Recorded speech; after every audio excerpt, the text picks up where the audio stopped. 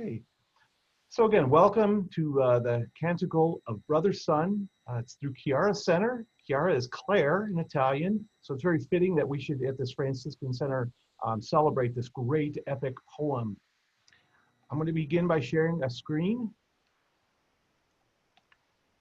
And let's see if I can get to the right.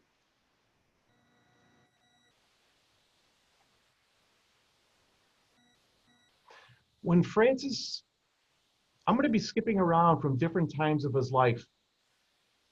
There was a time when Francis was in the chaplain's hut in total darkness, in a time of great pain, and he couldn't bear any light. It was a pretty bad time, just a few years before he died. And these are some of the words that were going through his mind that were recorded by some of his followers. I'm going to sing them to you now. Sunrise in the morning, let all creation wait for the dawn, and praise the Lord who created Brother Sun to open our eyes. For all of us would be blind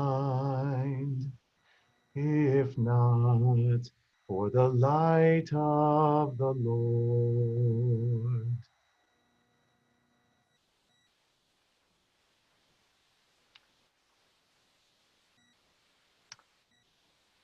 A quote from a Franciscan scholar, Michael Blastic, said this: "If the only writing that we ever had from Francis of Assisi was this Canticle of Brother Sun, we would have the whole spirituality and theology understood." So there are some things in life that we encounter that we have difficulty putting into words. For instance, consider a ripe mango, something so delicious that we in the Western world don't quite have the language to describe it, how good it is. Perhaps if we sat with a mango for a long time, a lifetime perhaps, we might come up with some good agreed upon terms. So this is Francis's challenge to respond to such an amazing gift.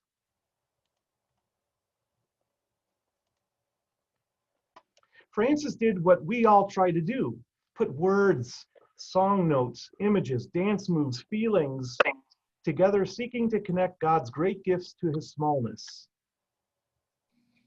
For Francis of Assisi, this meant doing what he always did in life: entering into encounter and then relationship. Nothing with Francis was esoteric, meaning lofty in the mind. He was a deeply intuitive soul who took life with vivacious passion, feeling them up close, feeling things viscerally. To relate his feelings then, he personified them not just as people, he personified things as kin. A kin implies deep relationship, interdependence, mutuality, and above all, love. To really appreciate the story that I'm going to share with you tonight, I want to do like what the movies do and bring you to the end of the story, the end of Francis's earthly story.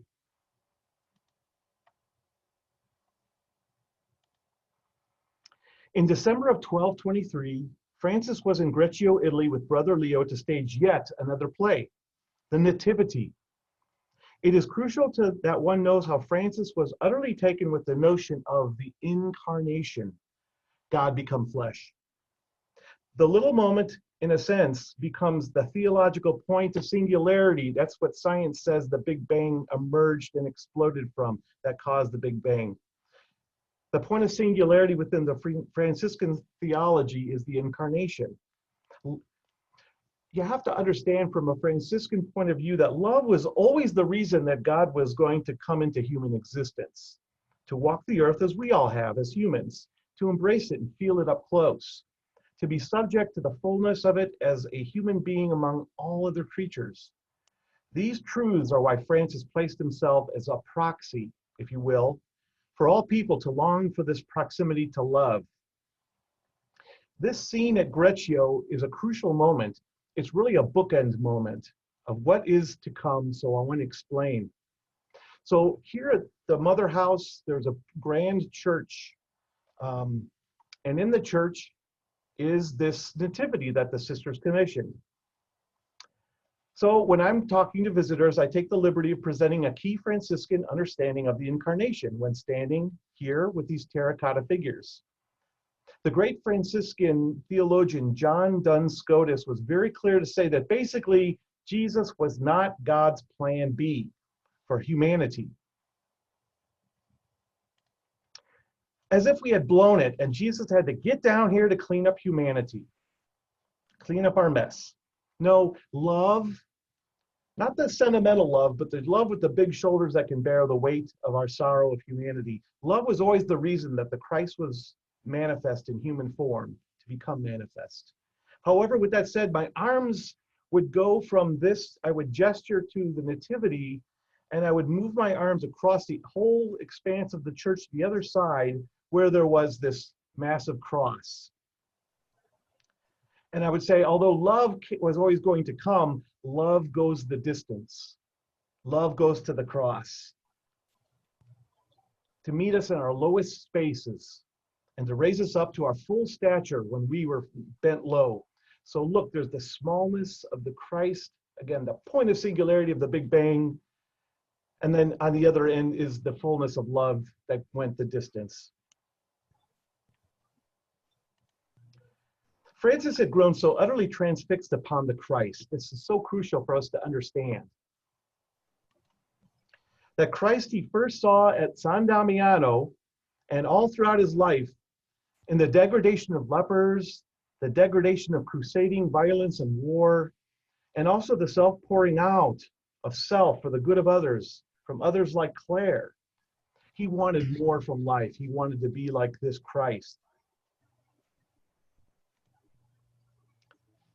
So it's now August of 1224, and he has come away with Brother Leo and a few brothers to ascend Mount LaVerna, north of Assisi, to fast, and in order to honor St. Michael the Archangel.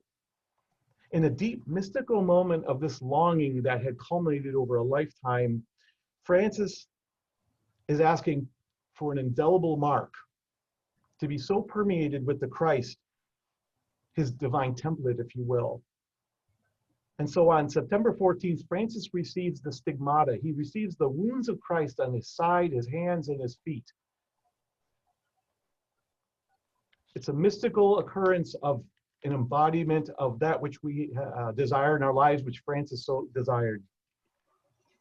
And so the incarnation and the crucifixion are the great bookends for Francis. It's in between is being birthed a great story, a great song. In the span of this year that has transpired in his life from Greccio to LaVerna, it's as if Francis had been laying out a huge piece of parchment that would contain his swan song. So again, like the storyteller of a movie, I'm going to bring you back to the young Francis now.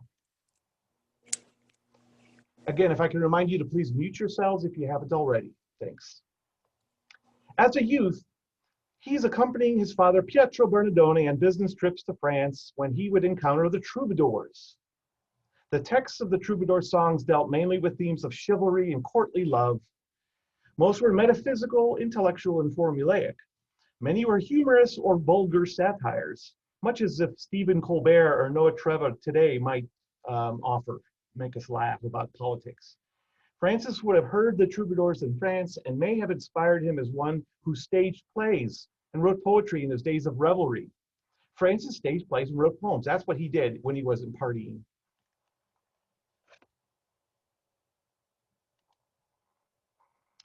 Following one of his conversion moments at San Damiano, he was building this little church. God said, go rebuild my church, Francis, for as you see, it's falling into ruin. So he did. And he was getting the money to buy the stones from his dad, who owned a clothing store. He was selling the bolts of cloth on the sly and giving it to the priest who didn't want any part of this, but Francis was creating this big drama. And the tension hiding from his father while rebuilding San Damiano, it finally came to a head. Bernardone found him and he collared him. He dragged him to the mayor seeking justice. And so you have to understand, this was like a YouTube video going viral. Everybody in Assisi is like, oh, look what's going down. Let's follow. And everybody's following this drama. And when they get to the mayor's office, the mayor sees what's going on and says, this is church business, take it to the bishop, and sends them on their way. And so they end up at Bishop Guido's palace. At this point, Francis sees everybody, and I think because of his theatrical nature says, Father, I no longer call you Father. I call my Father who art in heaven. And so I give you back your name. Here's your money you rightfully deserve. And here are your clothes. And he strips naked. And he's making a powerful statement. He's a dramatic Italian young guy who stages plays and all, but he's making a statement about the poverty that would be required, the emptying of self, so that he can embrace a life that's utterly free of the gift of God. He wants everything from God. He doesn't want anything. He doesn't want to hold back. He saw nature as generative, giving, and directly created by God without human interference. Over his life, Francis would see God as the great stager of plays in terms of all of creation. A couple days ago, I was listening to a talk, and a Buddhist monk, a priest, Reverend Seifu was his name, said that an essential aspect of the Buddhist path is to engage in a deeply experiential and mystically oriented search for the essence of the universe. I know that sounds lofty, but that's what the Buddhist searches for. As he put it, quote, to enter into this communion with into this mystical pool, one must be naked. So again, there's this total abandonment. Francis is now all in.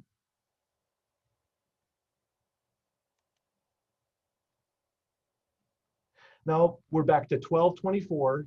Mind you that he died in October of 1226, so we're in his final few years. After his time at Greccio, Francis returns to the Porziuncola. That's the little portion, that's the little kind of hangout where it all began, the kind of the locus of where all the brothers formed themselves in the valley. They became the brothers, the friars minor. They were no longer the majores at the top of the hill, they were the little people. Francis was known as Il Poverello, the little man, the poor man of Assisi. So Francis returns now to Porziuncola before making a preaching tour through Umbria, that's the valley region. What's now developing in Francis is a very serious eye condition that he likely contracted when he went to Damietta, Egypt, to speak to the Sultan in the crusading armies. The armies wanted nothing to do with him, but the Sultan listened, and they had this encounter. But Francis came away with some serious eye problems, things that today could have easily been treated in an outpatient clinic. But for Francis, he got worse and worse, and he was going blind, and he was in constant pain. The bishop took notice of Francis's poor lot and offered to get more personally involved to help him out. At one point, it was deemed necessary that poor Francis would undergo a form of cauterization where these rods would be set against his temples. And this only heightened his misery and demise, as you can imagine. You know, as humans, we sometimes create our greatest works when we're under pressure. I know I do. A college student with a deadline to write a paper.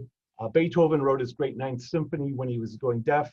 Or Michael Jordan in the last few minutes of a playoff game in the 90s when he had the flu and yet he was soaring to the hoop.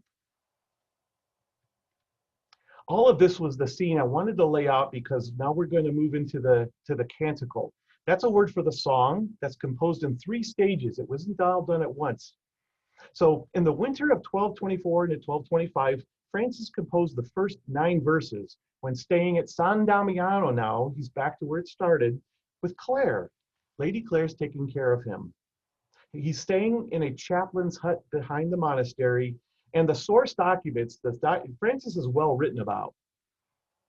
They're referring to this as a little cell made of mats that was full of mice that were not just scurrying past him, but over him and around the table when he was eating. I don't think he was too keen with brother mice at the time. In fact, I want to take you to the source documents that, again, over the last several years have been compiled. And this is what's happening in that hut. Francis is at a pretty low point. One night, as Blessed Francis was reflecting on all the troubles he was enduring, he was moved by piety for himself. Lord, he said to himself, make haste to help me in my illness, so that I may be able to bear them patiently. And suddenly he was told in spirit, tell me, brother, what if in exchange for your illness and troubles, someone were to give you a treasure? And it would be so great and precious that even if the whole earth were changed to pure gold, all stones to precious stones, and all water to balsam, you would still judge and hold all these things as nothing, as if they were the earth, stones, and water. In comparison to the great and precious treasure which was given you, wouldn't you greatly rejoice? Lord, Blessed Francis answered, this treasure would indeed be great, worth seeking, very precious, greatly lovable and desirable. Then, brother, he was told, be glad and rejoice in your illnesses and troubles, because as of now, you are as secure as if you were already in my kingdom. This changes everything for Francis. So in the moment of his darkness and in his loneliness, again, he's in there for several weeks. He can't come out at the day because the sun is going to hurt his eyes so badly. And at night, even these candles would bring pain. He couldn't bear even brother fire. So Francis composes a verse melody for Most High, all-powerful, good Lord. And he taught this to his brothers, enlisting the help of Brother Pacifico to organize the other brothers to go out and sing this canticle as a missionary venture into the world. Just the first few verses are going to be used to share the good news. Francis has got kind of a new bit of momentum here, even in his pain and suffering. And so in September of 1226, we're just now a month before he's dying, Francis writes verses 10 and 11. While being cared for at the bishop's palace in Assisi at Santa Maggiore, Mary Major. While the first 9 verses are about the elements, animals, plants, and the earth, these verses are directed towards the human. We'll talk more about that in a little bit. There was a very specific plan for these verses as he sought to bring reconciliation between the bishop and the mayor. They were vehemently at odds, kind of like today's political situation. And after hearing this canticle sung, they reconcile. So ever Father Francis, to his young friars, the beloved teacher, the final few verses were completed at the Portiuncula. Again, the little portion, it's actually held within this great basilica, but it's been kind of adorned a little bit. But that little place given to them by the Benedictines in exchange for a basket of fish every year was the little portion, the hangout. So there, he seeks to end the poem at the very place the journey began, this holy place where he wanted his brothers to remain and to be formed in that place. In a final tribute, as if to fully sign his canticle for posterity, he harkens back to his earlier conversion of stripping off his tattered habits. So on the night before he dies, he knows he's dying. He says, bring me back, brothers, from the bishop's house to the Portiuncula. I want you to strip me naked. I want you to lay me on the earth, and I want you to leave me there when I die for it, as long as it takes one of you to walk a country mile and back. I want to die flat upon the earth. You know, humility means humus of the earth.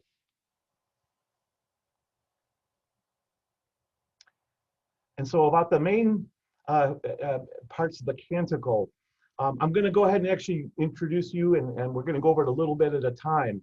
This great canticle of Brother Sun, sometimes called the Canticle of the Creatures. Most High, all-powerful, all good Lord, all praise is yours, all glory, all honor, and all blessing. To you alone, Most High, do they belong. No mortal lips are worthy to pronounce your name. I want to tell you that this mirrors what he heard from the Muslim people praying at Damietta when he met the Sultan. This kind of all praise, there's 99 praises of God, which the Muslims still recite. Interesting, one's enemy becomes one's inspiration. Sir, Brother Sun, be praised, my Lord, for all your creatures, especially for my Lord, Brother Sun, who brings the day, and you give light through him, and he is beautiful and radiant in all his splendor. Of you, Most High, he bears the likeness. So Brother Sun is addressed as Mesor or Monsignor, my Lord, as if addressing nobility. Francis likens Brother Sun to the Son, as in the Son of God. Both practice what's called kenosis, self-emptying. It's a Greek term for the emptying of oneself. The Christ empties himself of all things so he can take on the sins of the world to redeem humanity. The Son is a star at the center of the solar system. It's nearly a perfect sphere of hot plasma, heated to incandescence by nuclear fusion reactions in its core, radiating the energy mainly as light and infrared radiation. It is by far the most important source of energy for life on Earth.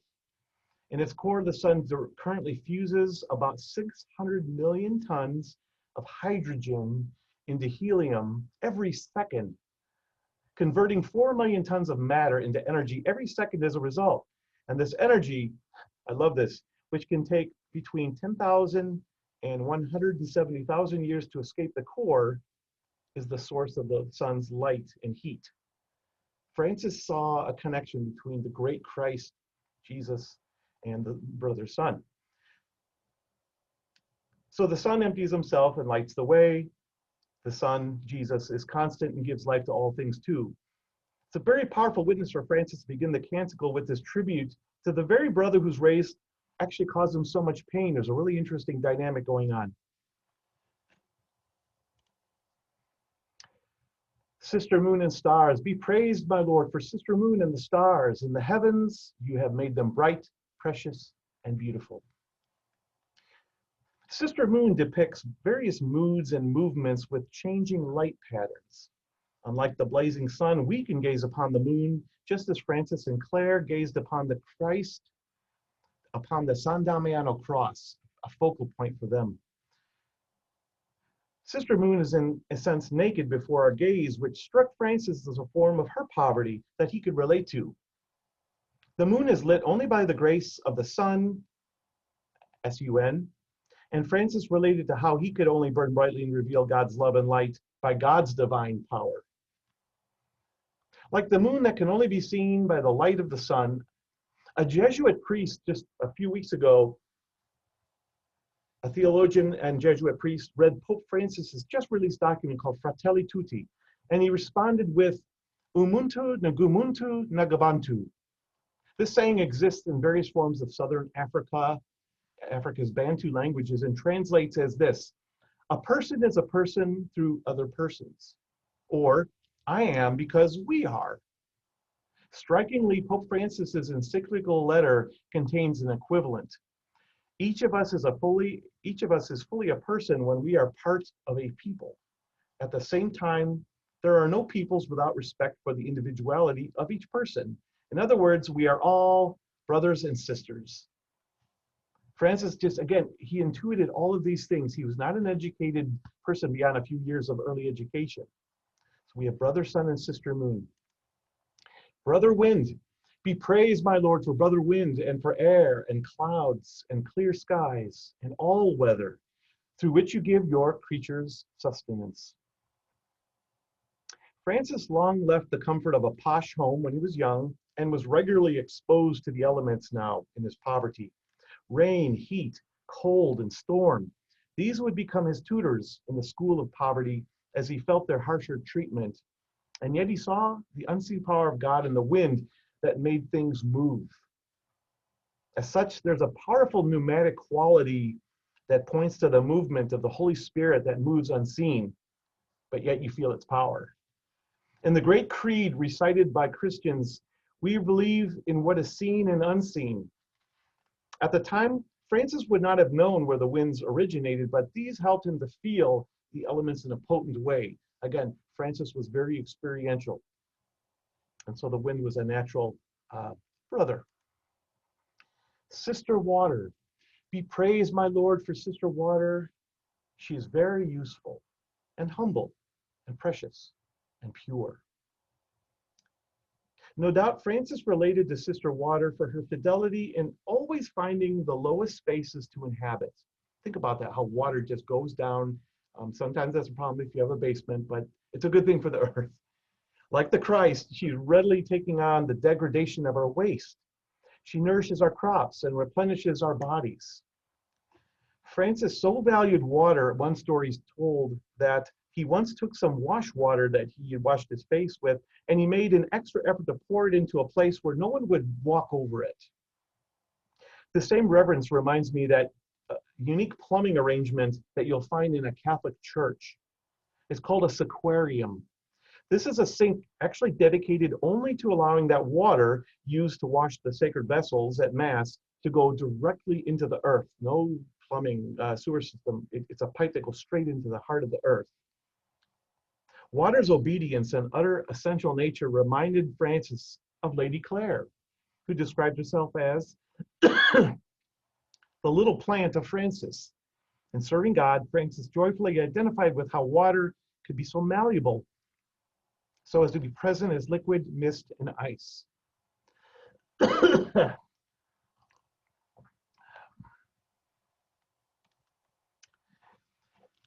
Brother Fire.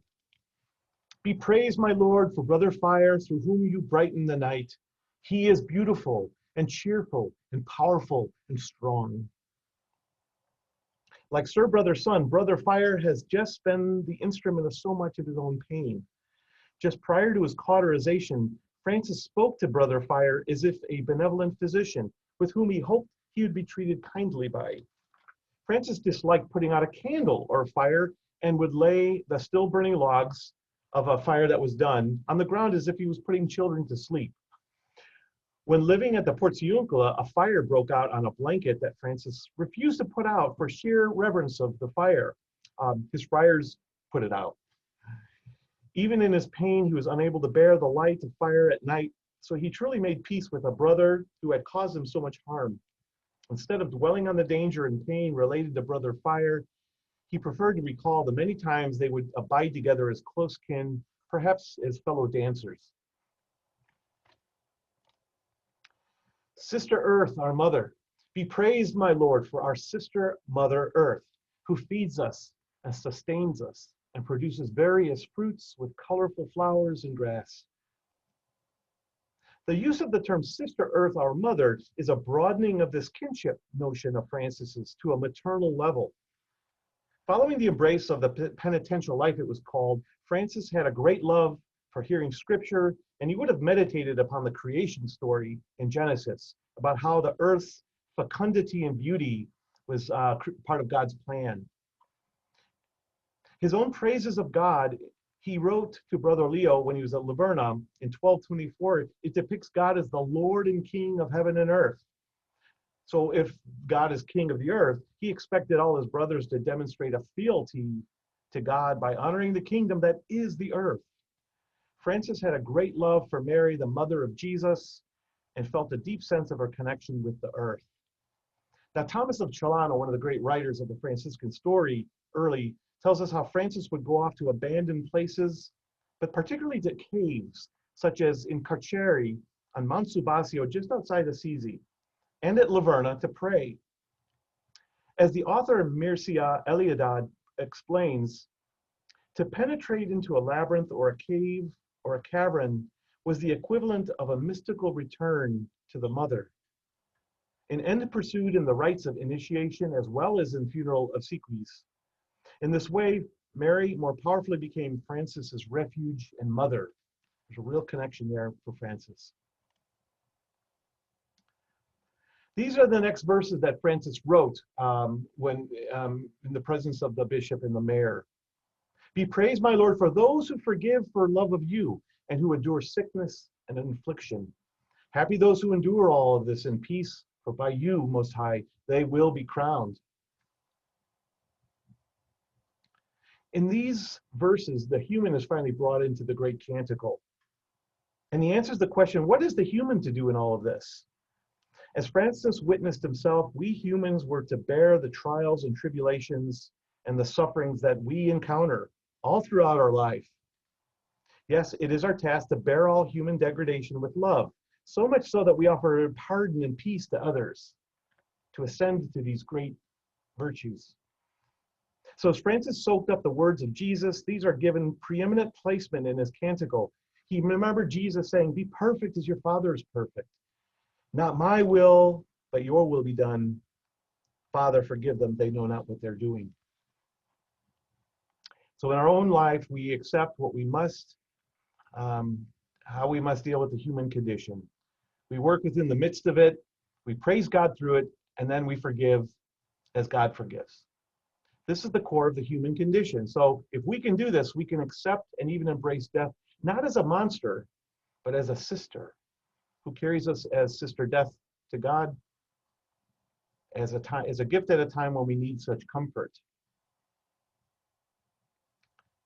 This is the second verse he created at that time. Be praised, my Lord, for our sister bodily death, from whose embrace no living person can escape. Woe to those who die in mortal sin. Happy those she finds doing your most holy will, for the second death can do no harm to them.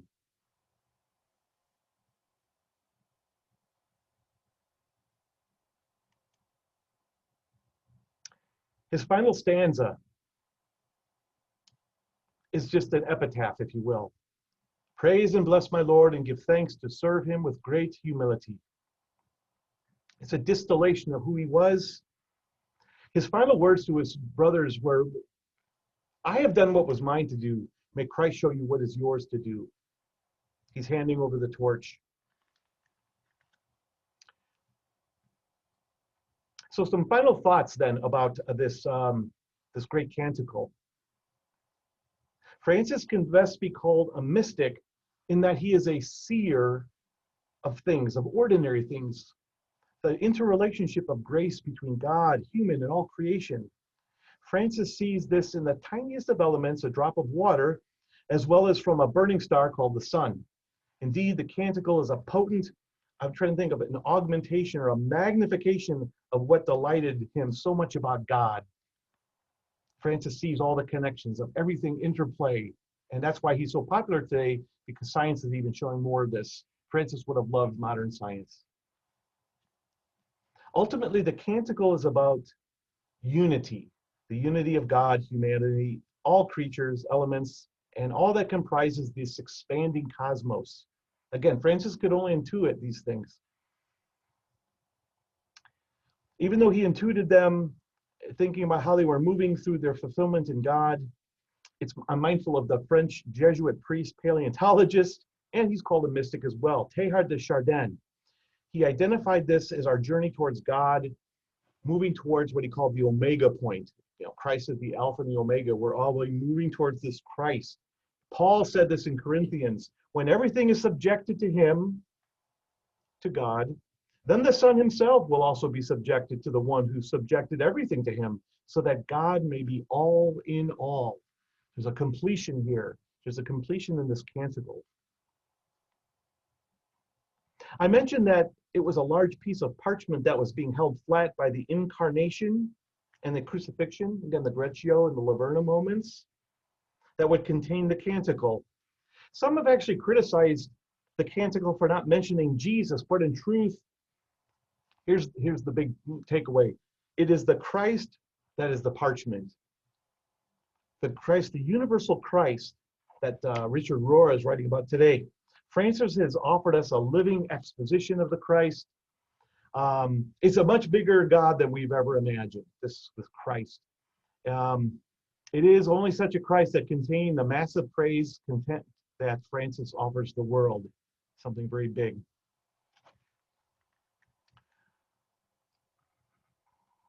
I'm actually going to finish this presentation before we might want to talk a little bit about it by offering an homage to a great Franciscan heart named Father Murray Bodo. So a presentation of the canticle is not complete without a robust reading of the canticle in the Umbrian dialect that Francis would have spoken. So I'm just gonna, you can watch the images and let these beautiful words that Francis composed, I won't sing it because I don't know how Francis sang it, but I will read it.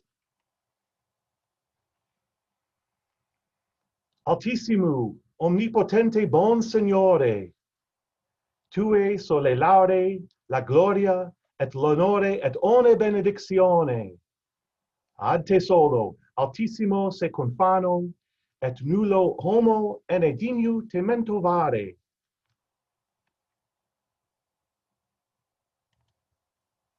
Laudato si mi Signore, cum tutte le tue creature, specialmente me so la fratre sole, le quale iono et illumino per lui, et elu, e bellu, et radiante cum grande splendore, de te altissimo porta significazione. Laudato si mi Signore per la luna e le stelle. In cielo le formate clarite et preziose et belle.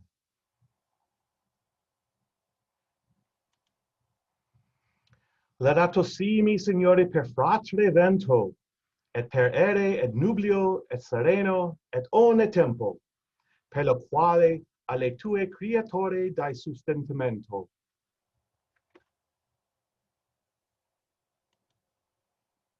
Laudato si mi Signore per sor aqua, la quale è molto utile et umile et preziosa et casta.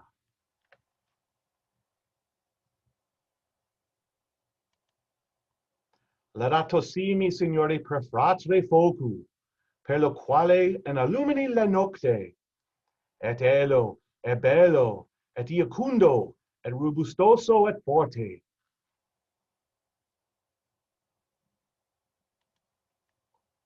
Laudato si mi Signore per sora nostra mater terra, la quale ne sustenta e governa, et produce diversi frutti con coloriti flori et erba.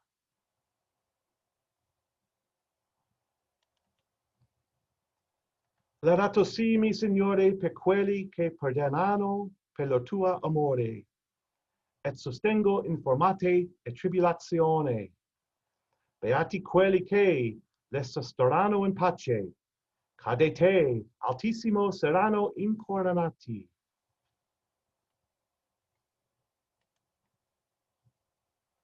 Laudato si mi Signore per sora nostra morte corporale, della quale nullo uomo vivente può scappare.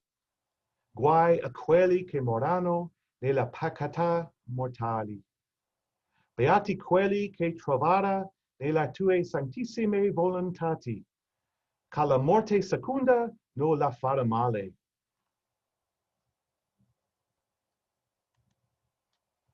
Laudate e benedicete mi Signore, et ringraziate e serviateli cum grande humilitate.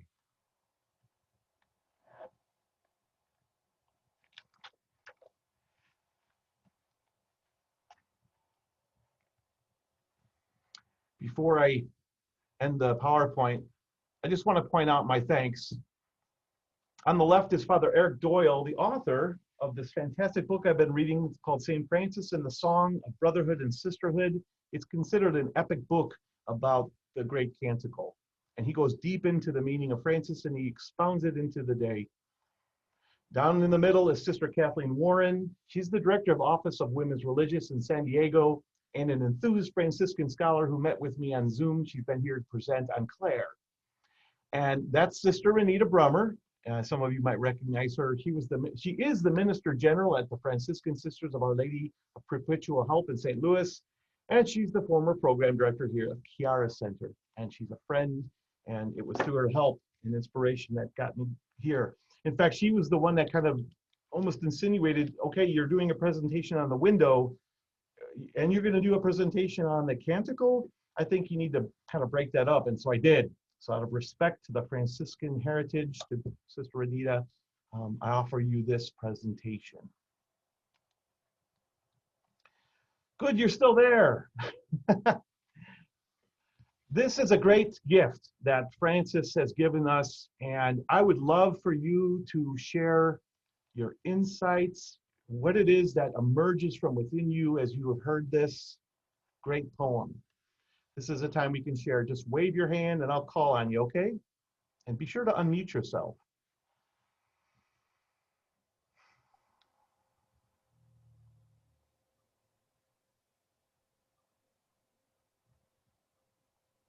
Okay, Nanette, please unmute yourself.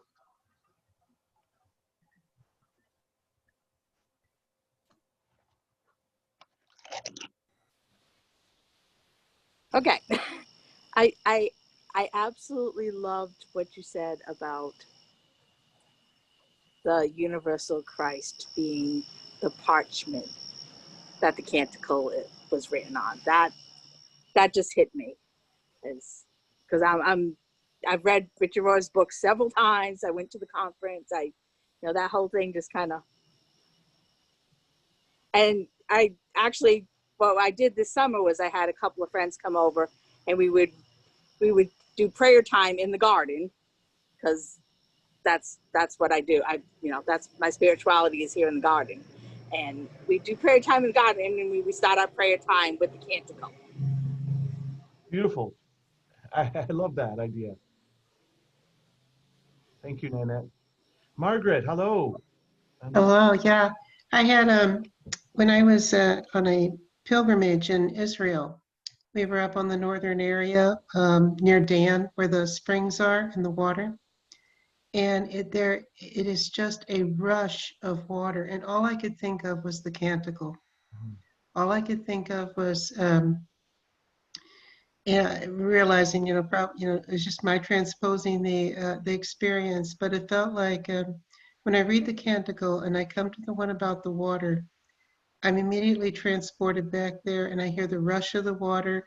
I feel the force of the water, because it would knock you right off your feet. It's really it's like a total gush on the streams that are up there. And when I read the canticle, I go there, and it just there's just such a sense of peace about that verse. I just love it. Just Sister Water. It just is so powerful for me. So I really appreciated your commentary on it, about how it reaches the bottom, the basin, and comes down, and it's that whole sense of pooling that occurs with it. So thank you for that. I included a picture from the Missouri Botanical Gardens of the Japanese garden, where there are these granite blocks that have a bowl carved in, and that bowl holds this water that's very pure. And I'm always impelled. I just have to go and dip my hands into it and feel the coolness, and it maybe even wash over my face. And Sherry does the same thing, and it comes from the bamboo. It's just trickling water.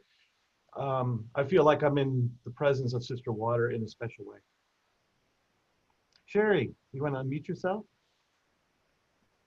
Margaret, I wanted to ask you if you've ever read the book, The Hidden Message of Water.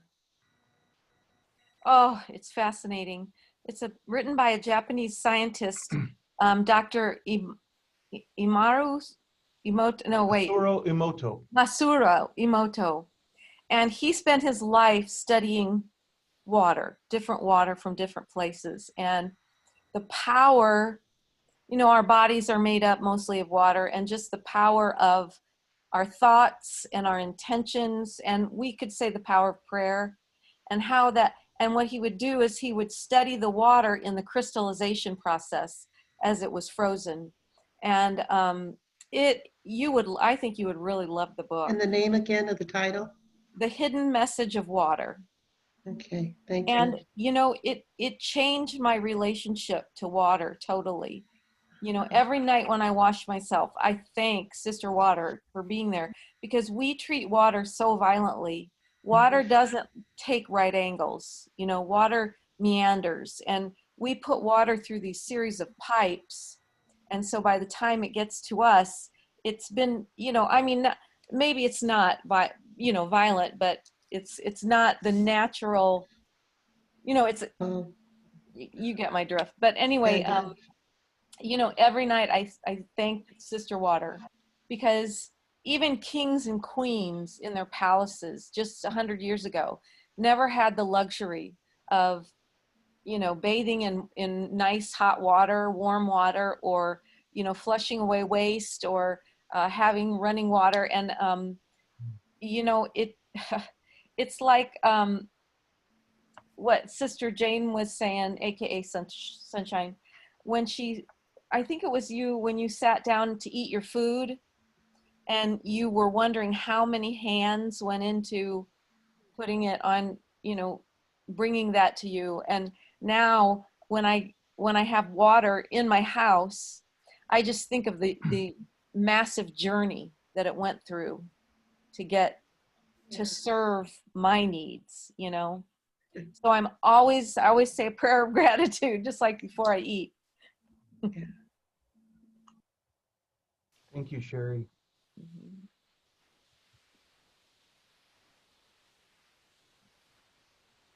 Dave, hello. You wanna, and then I will ask Sister Jane. Dave? This presentation was really nice, Dan. It was, I can't even express how nice this was. Just before this, I was out on a bike ride on the Sangamon Valley Trail, and the sunset tonight was just gorgeous. And when you had that slide of that big halo behind Francis's head, I was thinking of the sunset tonight and how beautiful Brother Sun was. I was prepared to make some crack about Brother Grape and Sister Wine, but I won't do that. I think Francis would approve. And you know, there's a dance and a relationship that we now have with the planets, and that the whole solar system is moving at this crazy speed. We're all moving in orchestration with these other solar systems. I guess in a matter of billions of years, we're going to merge with the Andromeda system or something. It's wondrous. It's this big choreograph. The Greek term is perichoresis, which is the dance of the Trinity. And so out of that dance comes this canticle that Francis senses. Again, he's not a great scholar. Franciscans, until Bonaventure, weren't known as the real smartest guys in the room. They kind of lost the arguments a lot with the Dominicans over the years. And so, nonetheless, we have this great gift. Any other thoughts about the aspects of the canticle or Francis's life? Sister Jane, you were going to speak, I think. Yeah, I wanted to say that I find it so fascinating that Francis, way back years and years ago, understood and loved and reverenced all of creation. And today, we're only finally beginning to have a celebration of the season of creation. And thank goodness we are beginning to slow down our pace, that we can take time to enjoy and appreciate God is in every part of creation as much as in our church buildings and in our conversations. But one question came into my mind, and Dan, you might know the answer, but Francis said, Brother Sun and Sister Moon. And it seemed to me more appropriate to say, Sister Sun and Brother Moon. Why do you think? Do you know anything behind that? When you think of the male and female and the sun and the moon. Yeah, Sherry, the linguist, is going to respond. Go ahead, Sherry. I think you're where you're going to go. Yeah. You know, Italian and all the Latin-based languages, except for English. And Norma, you would probably know too. I don't know about the Indian dialects, but they assign genders to everything. Oh. And in Spanish, I know I speak Spanish, I don't speak Italian, it's el sol, the moon, and el is for him, it's a masculine pronoun, and then the moon is la luna, la bella luna, and that's la is female. So, you know, day is el dia, and it's masculine. So there, to me, in studying language, and this is just my take on it, there's an underlying theme of giving and receiving. So the one that is in the act of giving, like the sun, you know, giving the energy and all the solar flares and everything going on with the sun, is a more masculine. That's the woman. Well, the moon is the receptive, you know, and when we think of receptive as Mary, you know, the great fiat, you know, the great yes, and the moon accepting the power and energy from the sun and then being illuminated because of it. That is, that's just my theory. There is an entire psychology based on linguistics and the words that we say and the way we assign gender to things. in English, we don't do it. It's not as upfront anyway. I don't know if anybody speaks any other foreign languages. I know it's like that in French and Italian and Portuguese and Greek, but I don't know the Eastern languages. Norma, do you know anything about that, the Indian? Here. In the Oriya language, which we learned, they don't specifically use gender all the time, but there are some things that are feminine and some that are masculine. And the sun is masculine and the moon is feminine, and very clearly so. Well, I think, Sister Jane, you've got a book to write, an article that something behind your thinking. But you know, Sister Jane, what I wanted to say is, just because the sun is masculine doesn't mean that a woman doesn't have that energy, because we all have both energies within us on the spectrum to certain degrees. And so, and we talked about that earlier today, the balance of the energies. I mean, if the sun were just, you know, a mile closer, it would burn our planet up. And if the moon was in a different position, and the planets right now, I am so enamored. Okay, so I'm retired and I have some time on my hands that I normally don't have.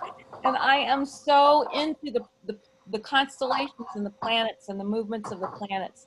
And what I've discovered is this, you know, like Pluto takes 36 years to orbit the Earth. The configuration of the planets right now, you know, where all the planets are in their orbits, is the exact same configuration that the planets were in right before the American Revolution. Wow. Isn't that crazy? Wait a minute. I know, right? I know. I'm Well, not you going know, to sleep tonight. it's hard to wrap your mind around that, isn't it? But the way the planets go around, you know, they're in elliptical orbits. It's not a circle, so they go different speeds depending on where they are in their orbit. And you know, like they'll say, oh, this comet only happens once every 130 years or whatever, or this only happens every so, and something like that is always happening in the sky right above us, you know, right?